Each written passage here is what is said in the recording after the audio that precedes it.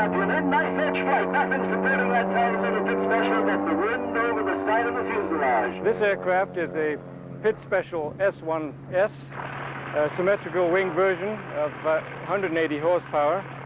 It's designed specifically for aerobatic flying and is considered one of the highest performance airplanes in the world today. I built this aircraft in 1971, and I've flown it every year since that time at the Canadian Nationals and achieved first place each time in that. And it looks as though he may be almost invincible. If you're very good and he feels like it, I know he's been awfully busy flying in the Canadian Open Aerobatic Championships this weekend. He may just tuck in one of those incredible Lumsevac maneuvers. We'll just have to wait and see. Okay, you want to give me that camera? Yeah, don't drop it.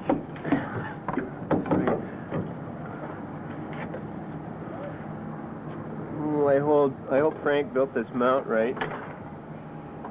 So do I. I hate to get hit in the head with that. No, well, if it falls off, you want to catch it. It costs more than your head, that's for sure. From this specially designed camera mount, we are going to see what the world looks like from the airplane while performing a Lumsevac. It is the most difficult maneuver to do in aerobatics today. In this unusual passenger seat, we will watch the pilot ride through fantastic weight changes. While accelerating upwards, it will weigh over 1,000 pounds, and a moment later, nothing at all. Do you want to go get me some of that safety wire? Jay Hunt of the 1976 Canadian Aerobatic team and his teammate Gerry are the only persons who perform this maneuver in regular airshow performances in Canada.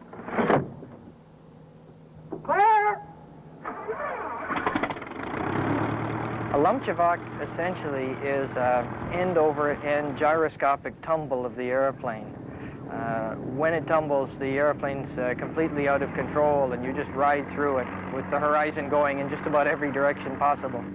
The Lumsevac was invented by a Czechoslovakian named Lady Bezak. He discovered it by accident while practicing at one of the world competitions. In a Slavic dialect, Lumsevac means to shake. In order to bring all the apples down from an apple tree at once, you Lumsevac the tree.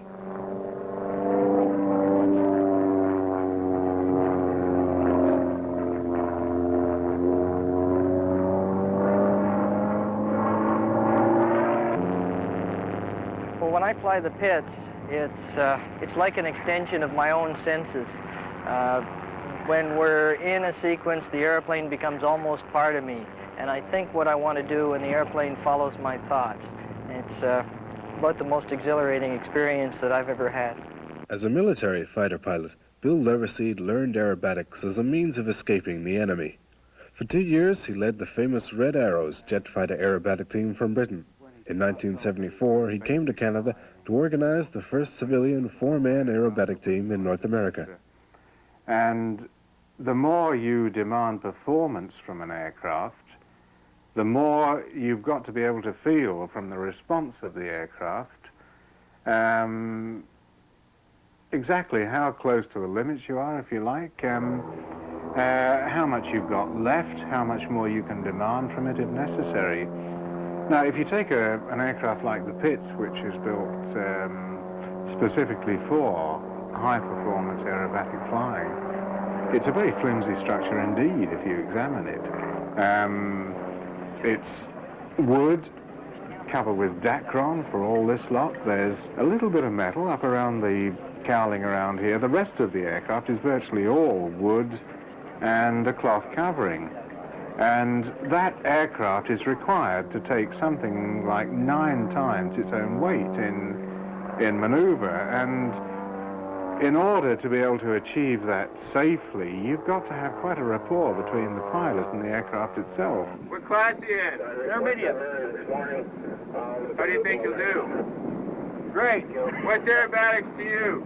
I beg your pardon? What's aerobatics mean to you? A lot. I like it. What sort of relationship do you have with your plane? With my plane? Yeah. I love it.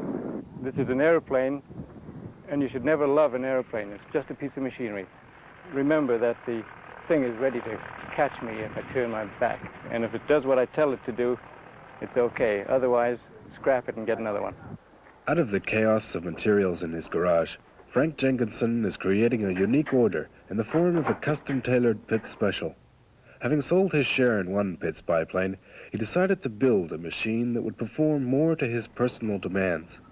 When it's finished, he plans to give Gerry Younger a run for his money in the next competition season. Frank is one of the pioneers of high-performance aerobatics in Canada. He has evolved along with a handful of individuals who virtually taught themselves the sport. The first time when I rolled on takeoff, it scared the hell out of me. You never realize how big and green the world is until it's all there right in front of you. It's a really high. You get right from, I get it right from the stomach. I don't know where other people get it from. I just feel really good. There's probably a fair amount of adrenaline and so on involved.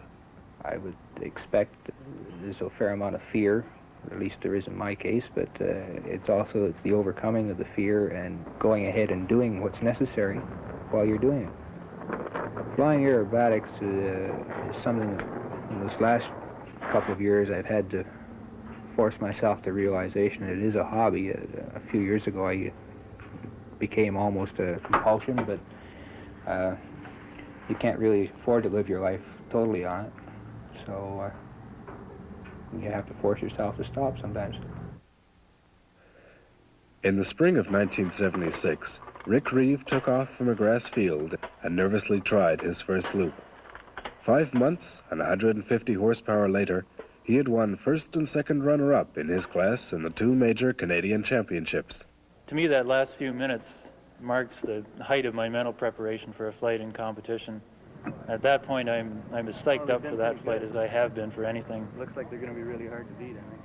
You go over your sequence 100 times in your mind, and you watch the wind and the competitors ahead of you to see how they're doing.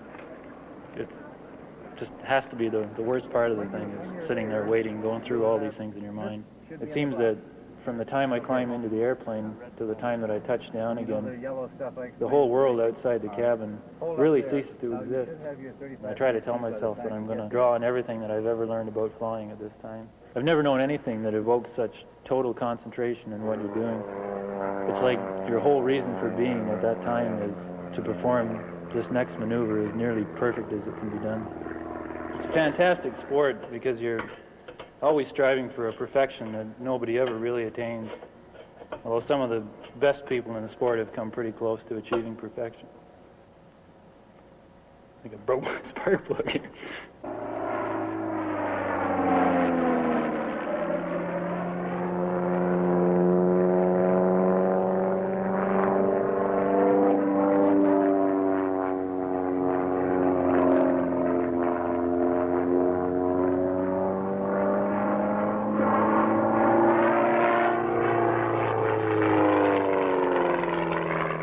What kind of person does it take to be an aerobatic pilot?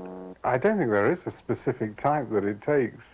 There are very many more people in the world who are capable of doing precision aerobatics that are highly demanding of your body and all the rest of it than will ever probably get the chance. And once you get into the thing, well, you find there's so much more to any one person, particularly yourself, than you ever dreamed of. People would always say, is there some special training you need? Is there some special diet you have to eat? All sorts of questions like that. The answer is no. Everybody's got far more inside them than normal life expects them to produce. High-performance aerobatics is just one way of getting it out, and in getting it out, in fact, it makes you feel very much more humble because you realize, well, by Christ, I'm not even scratching the surface of what the human body is capable of doing or what the human brain is capable of thinking of.